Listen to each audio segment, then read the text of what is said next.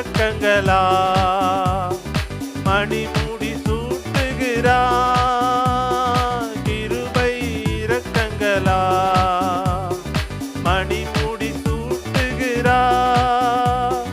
வாழ்நாளெல்லாம் நன்மைகளா திருப்தியாக்குகிறார்.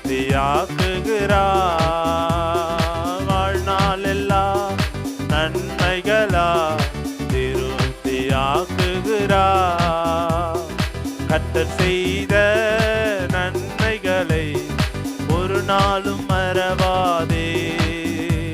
நம் கர்த்தர் செய்த நன்மைகளை ஒரு நாளும் மறவாதே.